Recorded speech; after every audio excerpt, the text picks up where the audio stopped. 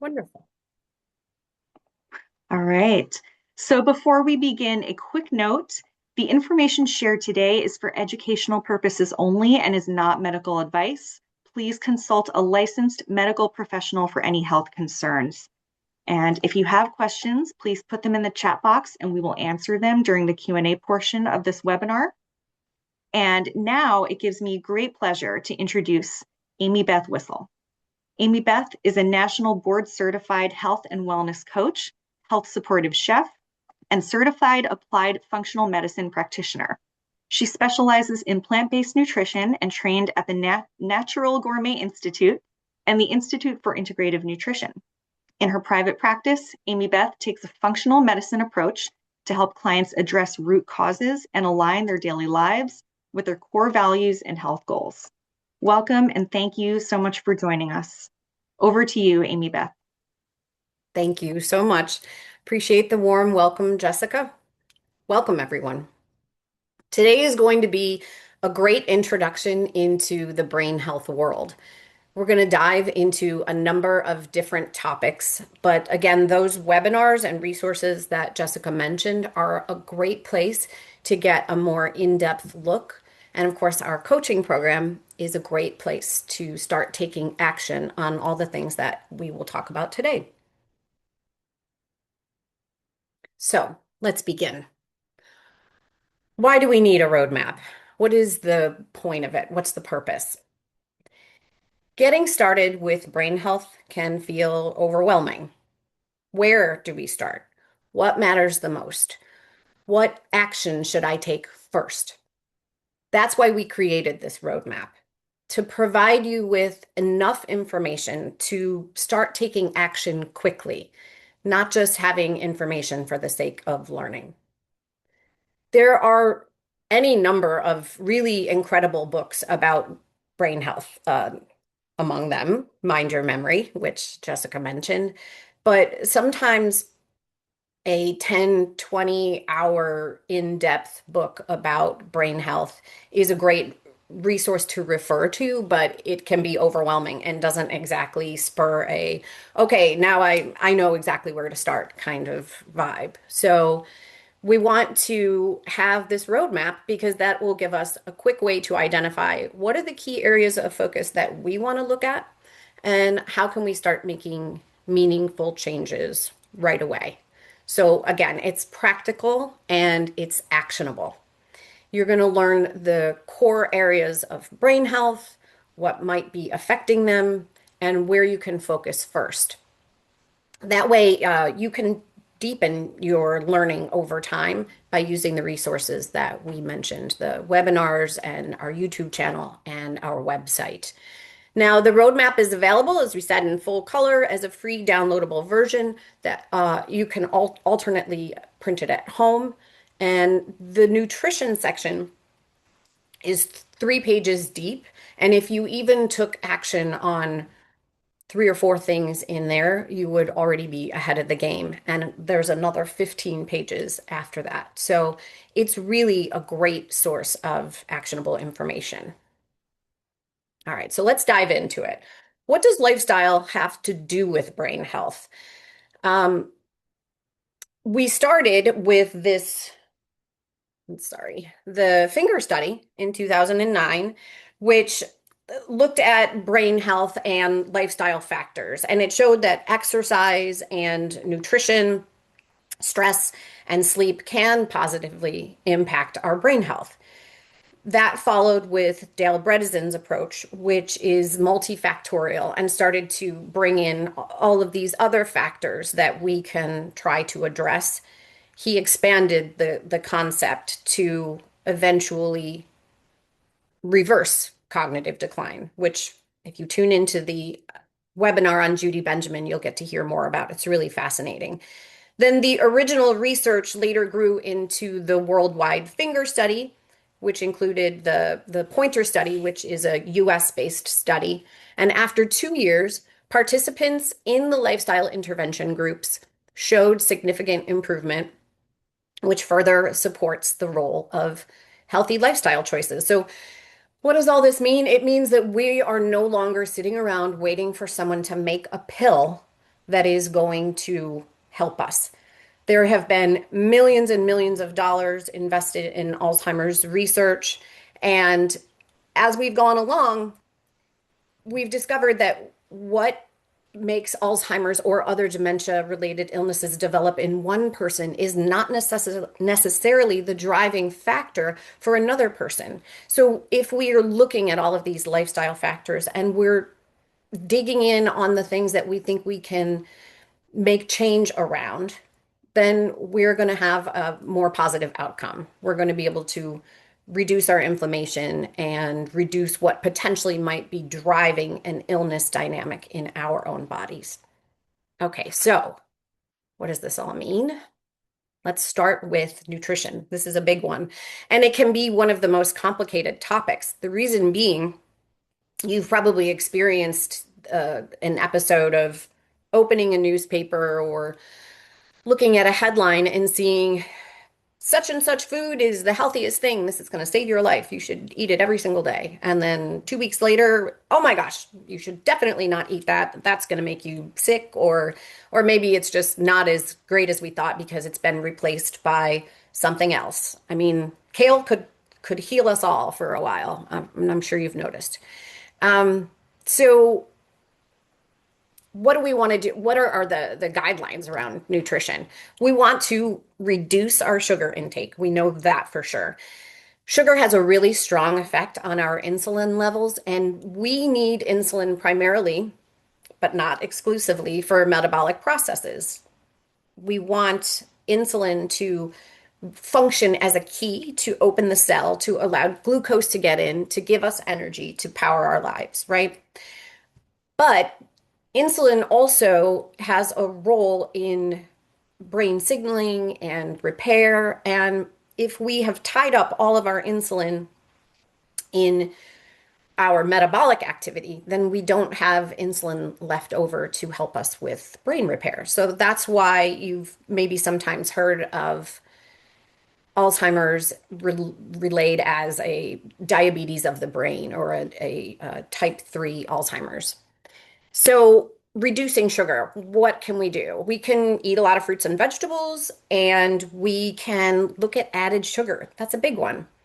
Most Americans eat way beyond the recommended daily allowance of added sugars. And just so that you have a reference point, a teaspoon is 4 grams of sugar. So for women, we want to keep, women actually and children, you want to keep added sugars below 25 grams, which is about 6 teaspoons. And then for men, it's about 9 teaspoons or 36 grams. So if you're keeping an eye on that, you can still function within the land of having a little bit of, good dark chocolate at the end of the day, or having something that feels like a rewarding sweet treat and not feeling deprivation, but also making sure that you're taking care of your brain in the process. A simple guiding principle is to stay in the perimeter of the grocery store. We want to have produce and lean meats and some dairy, ideally fermented dairy like yogurt or kefir, maybe kombucha. And we want to avoid ultra processed foods. So, what do I mean by that?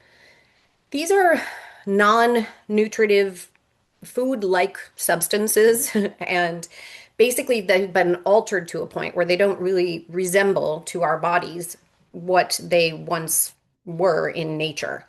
And they I feel like they have a double negative effect in the sense that not only are they only contributing calories, they are not providing any nutrition. And then in the process of having to process them, we're going to use some of our nutrition stores. And my instructor at school used to say, we don't have a pantry in our left butt cheek that we can dip into every time we need a little extra B6 or vitamin C. So we have to make sure that we're putting these raw materials into the body so that if we do occasionally have an ultra processed food, we have the ability to process it. Let's see, reducing alcohol consumption. I know that's not something everyone wants to hear, but no longer is the conventional wisdom that a glass of red wine every day is heart protective and therefore good for you. It is classified as a known carcinogen and it has an inflammatory and damaging effect on the brain. So, am I telling you never to have a drink again? I'm not, but I am telling you that if you know you maybe are not going to address some of these other areas that we discussed today, maybe red wine is the place where you can make a difference. Or maybe if you have a cocktail a couple of times a week, you can even decrease that by one and know that maybe think of it like a giant piece of cake, right? We're not going to eat a big piece of cake at the end of every meal every day. It's going to have an effect over time. So perhaps you can frame it that way for yourself and decide whether or not it's worth it. Two simple steps that go a really long way are hydration and intermittent fasting. And many people are underhydrated, often even, and simply drinking 12 to 16 ounces of water when you realize that you are thirsty is not enough. We want to be sipping a little bit of water throughout the day, all day long, because taking up hydration on a cellular level, that's the speed at which these things happen. If you're just chugging water and you're not going to be able to take it up in that same way. So you won't be truly hydrated despite potentially having the same volume that you might have had over that long period of time. Intermittent fasting, what can that look like? Well, overnight fasting can be really helpful and an easy way to do it, right? Because we're asleep, so it's passive. And that can look like stopping eating at 8 p.m. and then not having your first meal of the day until 8 a.m. That's a pretty easy entry point for many people. Sometimes I even like to put a sign on the refrigerator that says the kitchen is closed to prevent nighttime snacking. Or with coaching clients, I might say if you're someone who has a sweet tooth or wants to snack later in the evening, put a little note on your refrigerator that says, what do I really want? Or what do I really need right now? Am I hungry? Am I thirsty? Am I sleepy? And so just asking yourself to be more intentional around those choices can make a great difference. So finding the sweet spot in intermittent fasting is also important. For women who are perimenopausal and menopausal, sometimes fasting for up to 16 hours can actually be a stressor, and it can make the body think that it needs to go into fight or flight, that it maybe needs to sequester calories because it might need them later. These things are individual, right? So we have to play around and see what is your sweet spot. I often find for my female clients that 14 hours is a good jump off point. But again, it's individual, so you want to play around with it and see what works for you. Okay. Environmental toxins. Now, these are, well, like all of these things, these are risk factors, but they're also opportunities for prevention. The simplest places to look are with things that we interact with every single day: food and packaging, our water and air, our work and home and personal care products. So, some simple steps that you can take: you can reach out to your local municipality. Often you can get a free test, or you can see what is in your water in your local area. That can help you to figure out what sort of water filter you need. We don't want to just go willy-nilly and buy any filter, because what's in your water might not be what is in my water. And then additionally, air filters. What's going on in the air around you? You want to have a air filter at the very least, ideally in your bedroom, because that's the room where you go to rest and restore and recuperate. I would also say that many times people's indoor air is more toxic than the air outside. So even in the wintertime, if you can open your windows on opposite ends of your living space and get a nice cross breeze and bring some fresh air into your home, that can help mitigate the off-gassing of furniture or the furnishings, the finishings on our furniture, the varnishes and paint in your home, that kind of stuff that creates volatile organic compounds in the air that we breathe. So, another thing, your personal care products, this is a huge one. When you think about these, it's important to note that the word fragrance can mean up to 200 plus different chemical substances combined to make that scent. And often, out of those 200 chemicals, maybe 50 of them have been tested. And they most likely have not been tested together in aggregate in that product. In fact, the FDA has a really weird way of doing things where if enough people complain that a product has caused a reaction in them, then they will pull it from the shelf rather than vetting the product first. So, not exactly a system that you can rely on. I will say that one thing I like to do is use an app called Yuka, or you can look at the Skin Deep database from the Environmental Working Group, which is ewg.org. They can help give a score to the products that you use. If you think about it, many people get up in the morning, they'll use maybe shampoo, conditioner, body wash, lotion, cologne, hairspray, shaving cream. By the time they've sat down to breakfast, they've basically bathed in a chemical soup of 10 to 15 different products. And if you're a woman using cosmetics, then it could be upwards of 20 plus. So that creates a toxic burden. And I think a good entry point to not become overwhelmed and think that you have to overhaul your entire home and get new pots and pans and get new makeup and try new perfume. Think about the things that you use the most in each of these areas and maybe pick 1 to 3 things, get a rating for them, and then you decide where your sweet spot is. Maybe 80 and up is okay for you, maybe 85 and up, maybe you want to be really strict about it, 90 and up. So anything that scores 90 and up, you keep. And if something scores below that, you start looking into replacements. Okay. Now, prescription medications. This is a delicate topic. We absolutely want to reiterate that no one should stop taking medications without the guidance of their doctor.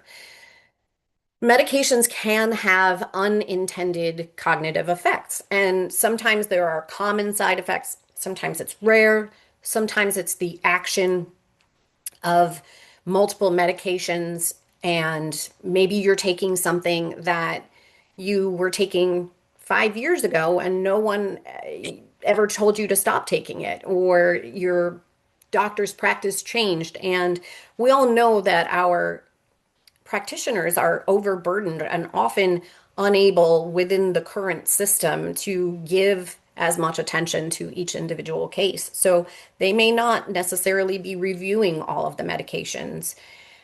And some of them can, as I said, have unintended consequences. Maybe the medication makes you dehydrated and then you start to have dizzy spells, and perhaps that leads to a fall, which in an older population can lead to a stay in a rehabilitation facility, which could mean exposing yourself to different microorganisms that the body might struggle to fight off. It means less movement and mobility, and it means potentially, even though you're surrounded by other people, potentially less socialization. So a trip and fall can actually be the beginning of a really quick decline. So I think that it's really important to recommend to review all of your medications at every annual physical. Go over them with your doctor. It's also possible sometimes when you make these changes and you intervene in different ways that you need the medication less. So maybe you need an adjustment in the amount. Maybe there's a better version that will work for you. Or maybe you're taking too many things and there's a way to combine and take less medication. So these are really good conversations to have. If you're having symptoms that you suspect could have anything to do with your medication, write down what you're experiencing, and then sit down and have a targeted conversation with your practitioner about what you're experiencing to see what changes might be able to be made. All right, we're just chugging along here. Let's talk a little bit about heavy metal toxicity. So heavy metal toxicity can mimic dementia symptoms, and it's actually easier to be exposed than you might think.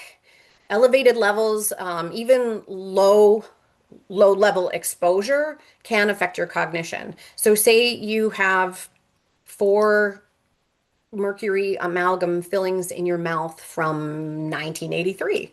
Over time, from chewing, from hot and cold things, sometimes the integrity of these might be challenged and they could potentially off gas. And mercury seeks out sources of fat. What's the closest source of fat to your mouth? It's your brain. So those are things to investigate with ideally a biological dentist who might be able to help safely remove and replace them if necessary, or even just to have a check and see if they're still in good shape. Then also a story that I like to share is from a case study at school where someone had a perfect vegan diet. They ate really well. They exercised daily. They slept well. They were in the beginning of menopause and suddenly started to have elevated blood pressure. And this person said, on paper, I'm doing all the things I don't understand. But she saw a functional medicine doctor who looked at her all through the history of her life and discovered that at a young age, she'd been exposed to lead. Well, the body is very wise. So, what does the body do? It will tuck lead into a place to keep you safe, and instead of having it circulating, and lead likes bone. So, it would go into the bone. And then, when she entered menopause and started to experience bone loss, the bone started to let go of that lead and circulate it, which damaged the epithelial, or sorry, damaged the blood vessels, which then led to an increase in her blood pressure. So, looking at your whole picture and getting an idea of even past exposures can be really notable. And of course, if you eat fish that are commonly contain heavy metals, you want to try to avoid that as much as possible, and then eat some of those smaller fish that are recommended, the smash fish, sardine, mackerel, anchovy, herring, and salmon. Okay. Hormonal imbalances are extremely powerful and they affect nearly every system of the body. They can cause brain fog, weight changes, anxiety, irritability, exhaustion, and depression, as you see there. And the main categories that we want to consider are the thyroid hormones, the sex hormones like estrogen and testosterone, and then again, insulin, which we talked about.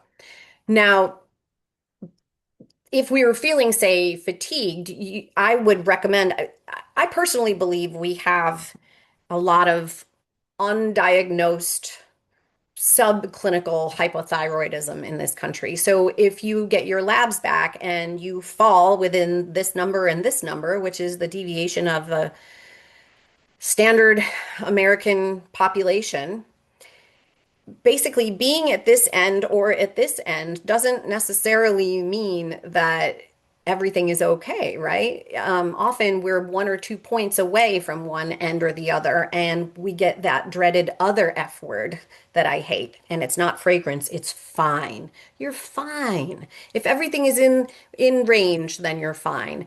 I would encourage you to look at these ranges and to, especially if you are having symptoms and feel like something is not right, to have a targeted conversation with your practitioner. If you're having fatigue, ask for a full thyroid panel. Simply looking at free T4 is not enough. We need to know if the body is making conversions in the tissues to make the active form of thyroid hormone that we need and use.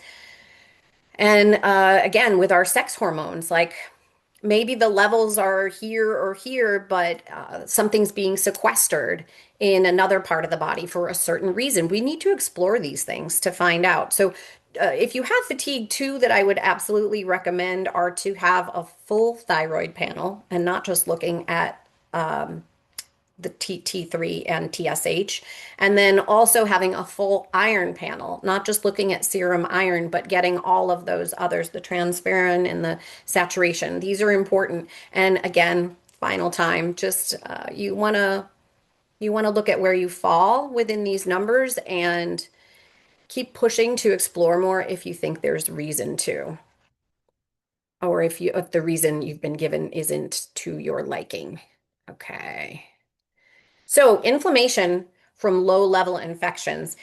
Say you had a root canal years ago and it's always kind of giving you problems. It perks up from time to time, or maybe it doesn't, but you continue to get high CRP or C-reactive protein readings, which usually is part of a general lab work that your doctor might do at your annual physical.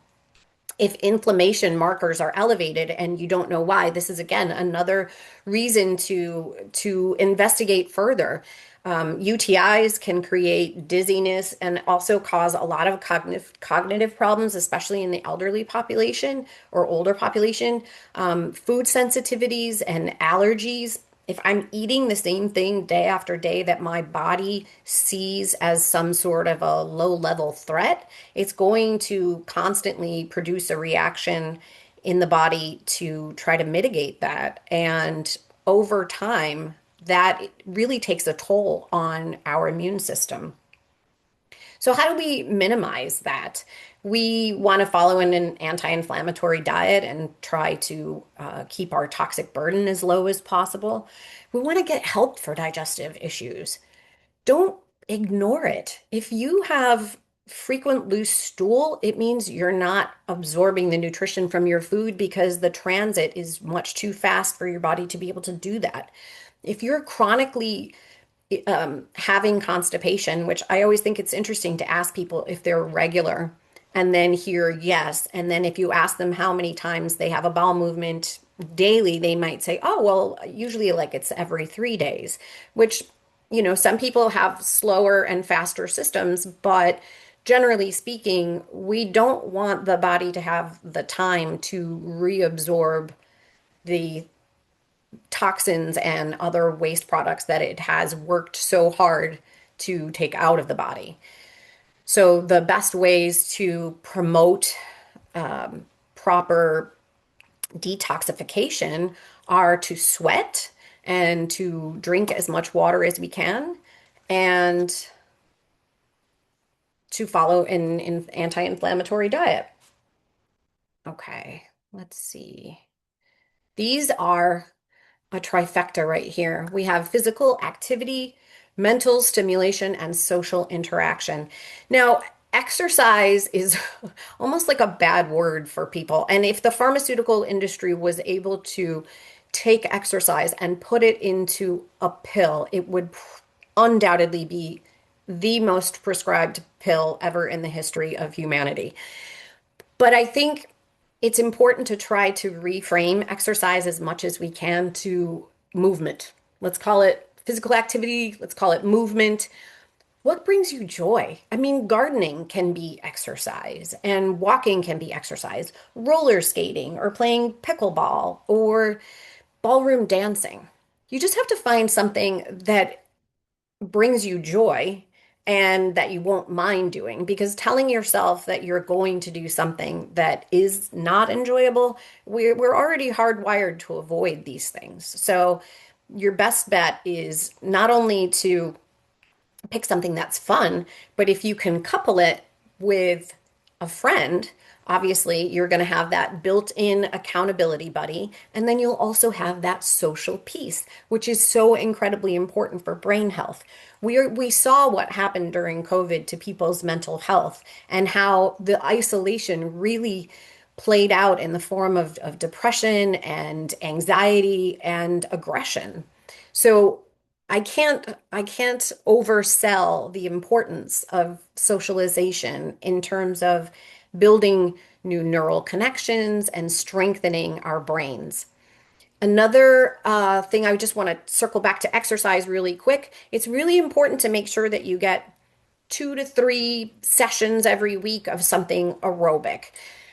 And again, you don't have to do a full, sprint down the track nearby. We just want to get our heart rates up and elevated so that we're oxygenating the blood and increasing our circulation and bringing some new fresh blood to our brains. So, in terms of socialization, like I say, if you can pair it with exercise, that's a win-win. In terms of challenging your brain, I would encourage you to just stay curious, to always try the things that you have wanted to try. I know it can be challenging sometimes to make time for these things, but in 15 minutes a day, you could learn a new language. There's lots of different apps out there that you can try. One that's kind of fun and gamifies things a little bit is Duolingo. Everyone in my house practices it for 15 minutes a day. And while we're not going to be native Spanish speaker. Well, we'll never be native Spanish speakers. We all have comprehension of Spanish now, and that's taxing our brains. And also, again, that circles back to the socialization piece again, because I'm able to kind of try these skills out with some of my friends who are Spanish and then get a good laugh as they enjoy my pronunciation and mangling of their native tongue. So, um, those are three really important areas where you can make a difference. Um, Stress, of course. The dreaded stress. What are some ways we can mitigate it? Because chronic stress over years absolutely harms your cognition. It drives inflammation. It forces the brain the body into a fight or flight state, which over time impairs our body's natural ability to restore and repair itself. So wherever possible, figure out what are your sources of stress and then figure out if there is any possible way to mitigate them, to make them less. And if there isn't, then you have to figure out what are the ways I'm going to deal with it. One of the tools that we like to use at Sharp again is a meditation called the Kirtan Kriya, which has been studied over the last 25 years. And it's a deep breathing practice that involves a mudra and a mantra. So, a mantra that you speak, a mudra is what you do with your fingers while you're doing it. And the action of having your fingers involved and utilizing your mouth and speaking and in this meditative state is proven to reduce the symptoms of depression and anxiety as well as diminished cognition. So, something like that, spending time in nature is beneficial. How many people have been incredibly like tightly wound and got your head all focused on all the things that are maybe even going wrong, and you step outside and the wind blows and you hear a bird sing and you see a flower bursting open. I mean, these things have been proven to have a calming effect on us and can help us to bring that nervous system into a balanced place. So, talk therapy if you need it, spend time in nature, try yoga and meditation. Guided meditation is a great way to start. I know personally, I have a meditation practice, but when I started, it was really challenging because it was very noisy and messy in there. But if you don't judge yourself and you just give it a shot and give over to the idea that you can restart with each new breath, then it can be a really positive way to calm yourself down. Okay, we're almost through. We just have two more to go. Sleep is so incredibly important. I cannot oversell how much sleep. If you are going to do anything of all the things that we talked about, I would say start with sleep. It's where I start with all of my clients because if someone is not well or experiencing any kind of disease dynamic, sleep is what is going to be required in order for the person to heal. So, what does that look like? Well, we want to have good sleep hygiene, and often that means developing some sort of sleep routine. In our house, that means that after dinner, all of the lights get dimmed, electronics go away. I would like to say 3 hours before bed, but it's more like 2 hours before bed. As much as you can limit that blue light, if you can wear special glasses that you can purchase online easily, or you can use the setting on your computer so that the light changes to something warm. It doesn't have that blue light because that blue light will stop the flow of melatonin, which we need. We need melatonin to rise in order to go to sleep. And then we want to limit in caffeine and sugar, obviously. Caffeine has a much longer half-life than many people think. So I feel like conventional wisdom says try not to drink any coffee past 2 p.m. because that can absolutely bleed over into your evening hours. Reading before bed is a great way to go to sleep and to challenge your brain a little bit, but also help it to wind down. Just not something that's super highly stimulating. If you're watching TV at night, maybe it shouldn't be about, murder and procedural dramas. That's between you and the wall, but ultimately we want to prepare ourselves to go to sleep because we have this washing machine that exists in our brain that is really beneficial, and the washing machine doesn't run, or at least not as efficiently, if we don't get a certain length of sleep and if we have food in our bellies. If we are using our resources and diverting them towards digestion, then we don't have the resources that we need in order to run that wash cycle and help clear away the debris that is in the brain from throughout the day. Okay, physical and emotional trauma, head injuries, and other physical injuries, car accidents, falls, things like that. If they've never been looked into, it's definitely something worth mentioning, especially if you're having any cognitive issues. And then trauma, which can take a lot of different forms, right? It could be something that happened, like acute trauma from a single event, or it could be chronic, ongoing trauma from repeated experiences over time, from poverty or food insecurity, or even from being spoken to poorly, emotional, mental trauma from over time, and secondary trauma, which is experienced often in caring for others. So, understanding those different types of trauma and then how they might have affected you and getting some help for them can be a really positive step towards maintaining your brain health and improving your brain health, because they contribute to chronic stress, which, as we said, can drive inflammation and stress hormone activity like cortisol. So, you want to address that again through supportive relationships, through stress management and therapy. And I think that is it. So, I again want to say that if you want to learn more about some of the things that we just touched on, and I realize this is a lot of information, but again, there's these deep dives. If you go to the website, there are other webinars about these specific topics. I'm hoping to do one more specifically about toxins in the fall. You can learn through our coaching programs, which is a great way to get really small group, individualized support around taking action, having a community that supports that activity, and having accountability. So I would urge you to check out those resources. And then I think we'll just open it up for questions. Wonderful. Thank you so much for this informative presentation, Amybeth. That was fantastic. My Um, pleasure. so we do welcome any contributions to Q&A. If you have a question that you would like Amybeth to answer, please go ahead and put that in the chat box. As people are thinking of some, I can get us started. So I have a question, Amybeth.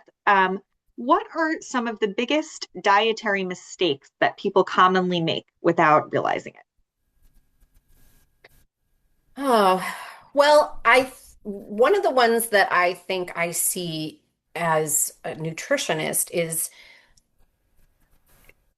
people using processed foods in lieu of, and I understand, because some of it I think has to do with convenience, or perhaps they don't necessarily have the cooking skills. But when we say, for instance, you have a food sensitivity that you're aware of, you discover that gluten is no good for your body, and the next thing you know, you have replaced your morning bagel with a gluten-free bagel, your afternoon pasta with a gluten-free pasta, and your evening pizza with a gluten-free pizza. So obviously, this is a lot of grain-based food and maybe not indicative of what people might be eating, but these ultra-processed substitute products are they're usually lacking in nutrition. They tend to gum up the works and make people constipated, and they're really just filling the place of where we want there to be more fruits and vegetables. And ultimately, it's conventional wisdom because it's what we need to be doing. And everyone's kind of, I shouldn't say everyone, but we often want to look for the workaround, right? But maybe the workaround is figuring out how to make food that's really delicious. Um, I realize not everybody likes to cook, so I might be veering off, but I guess what I would say is using products as that are substitutes, packaged products as substitutes when we know that real nutrition is what needs to be happening. Great. Thank you so much for that thorough answer. Sure. And I do see another question here in the chat. Has it now become necessary to have water filters in our homes?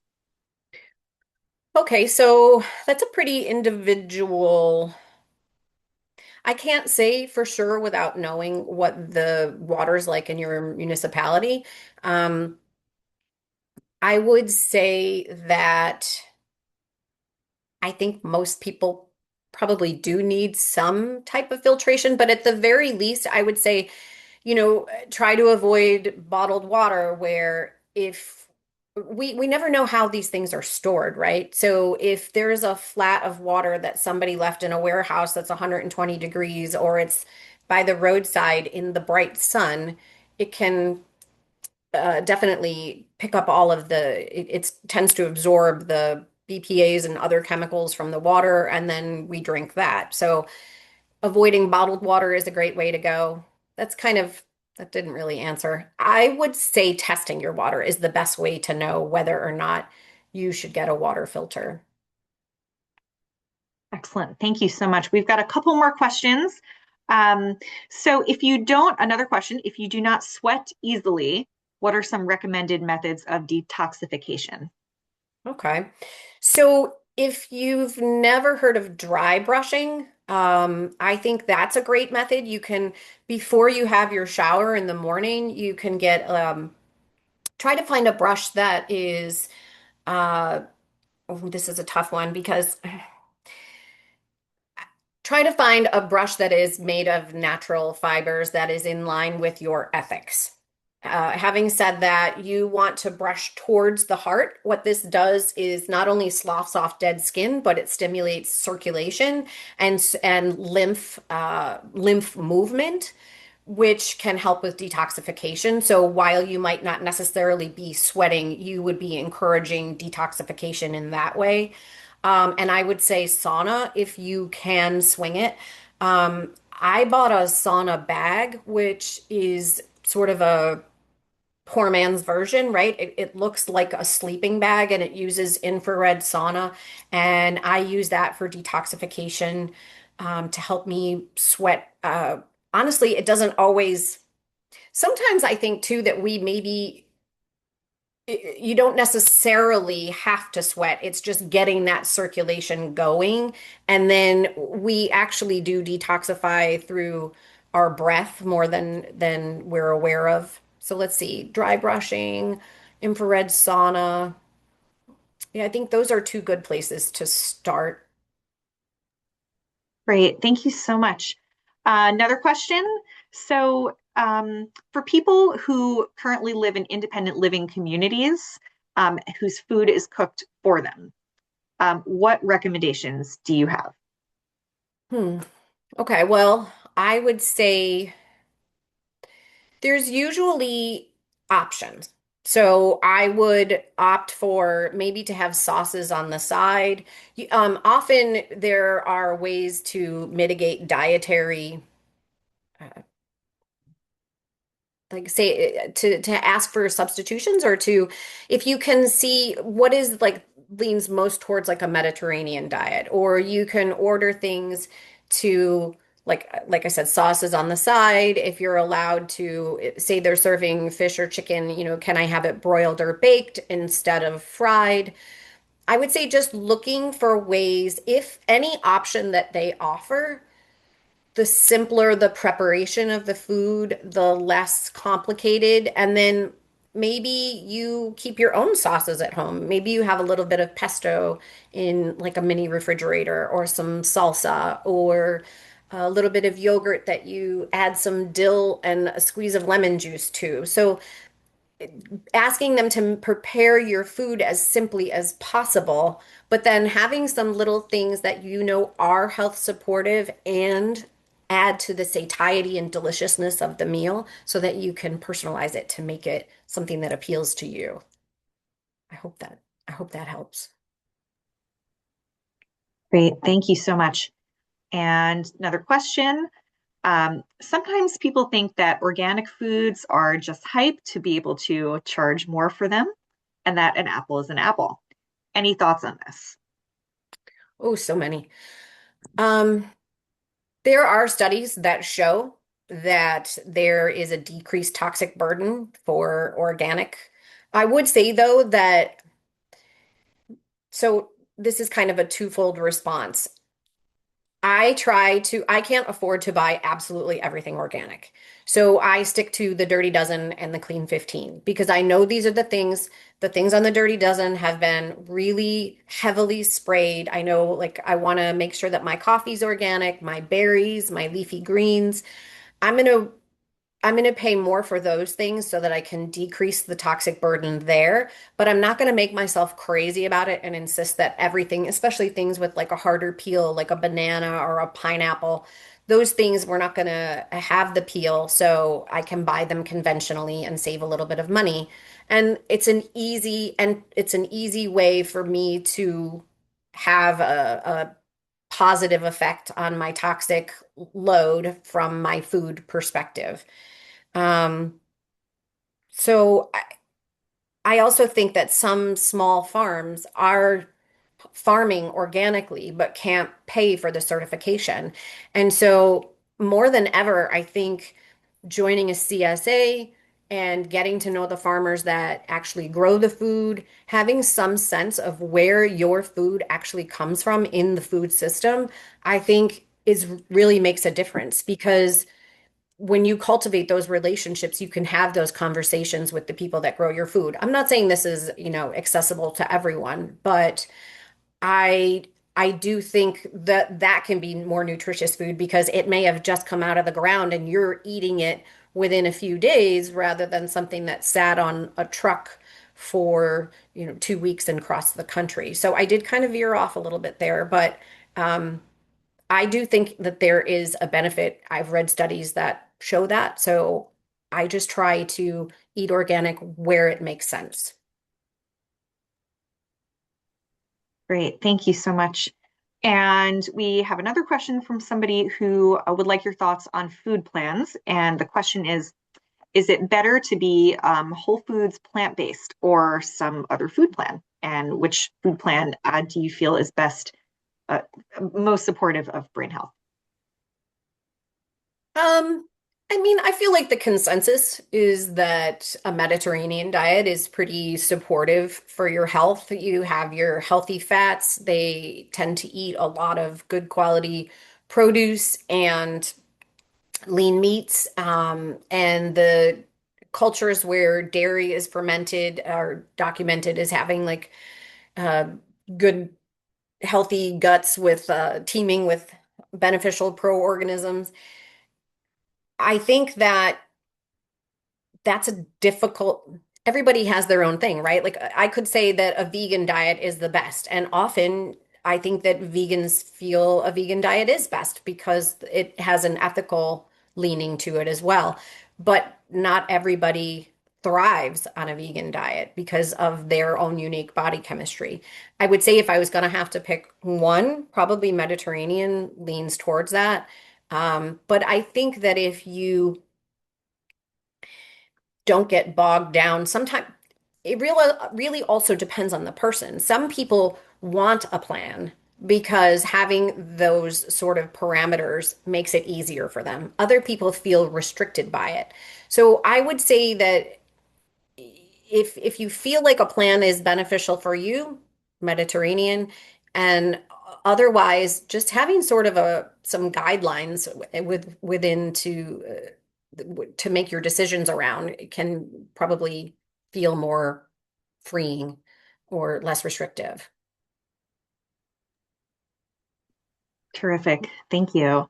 And this might be the last question just due to time constraints, but what okay, how many grams of protein do you recommend for seniors in independent or assisted living? Oh, um, so again, I apologize because I can't be more specific without knowing your individual needs. I think that it's important to have a fair amount of protein to support not, you want to maintain the muscle that you already have. I think that many people don't eat enough protein, but if you generally have 3 to 5 ounces of, say you're a meat eater, 3 to 5 ounces of lean meat. The sweet spot is about maybe 30 grams for women, I think. But again, say you have potential issues with your kidneys that I'm unaware of, and so your body doesn't process things the way mine does. Like it's really so individualized that that would be hard to say, but I think it's a conversation worth having with a dietitian if you have access to one. And it also depends on like what your goals are.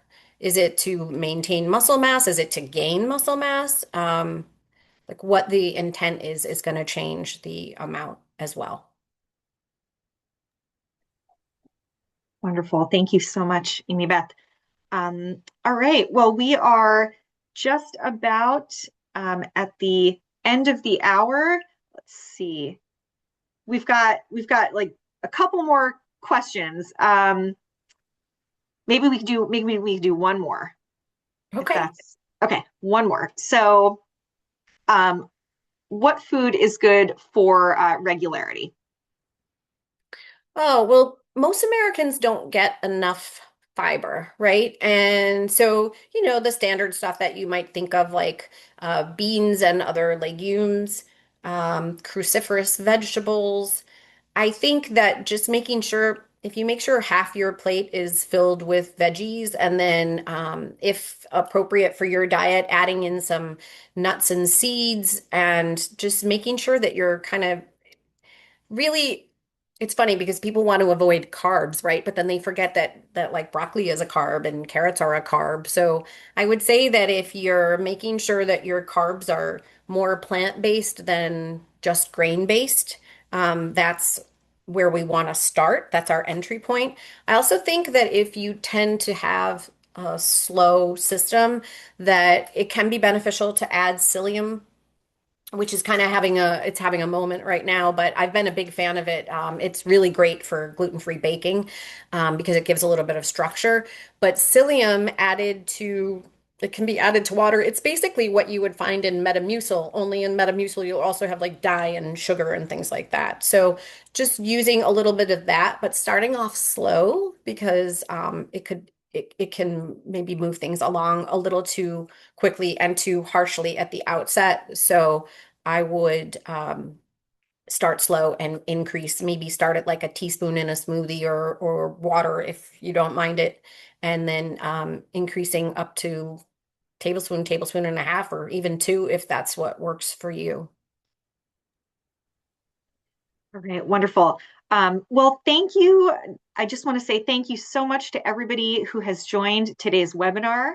Thank you for everybody who submitted questions, and for everybody who joined. And thank you so much, Amy Beth, for sharing your knowledge with us and for taking so many questions. And we will be sending out a recap of this with the recording and the resources that we mentioned earlier on in the webinar. So please keep an eye out for that email tomorrow. And of course, please visit the sharpagain.org website for more resources and information about upcoming events. So this will be posted to our YouTube channel as well. And you can always feel free to refer back if you'd like a refresher. All right. Thank you all so much again. I'm going to go ahead and stop the recording.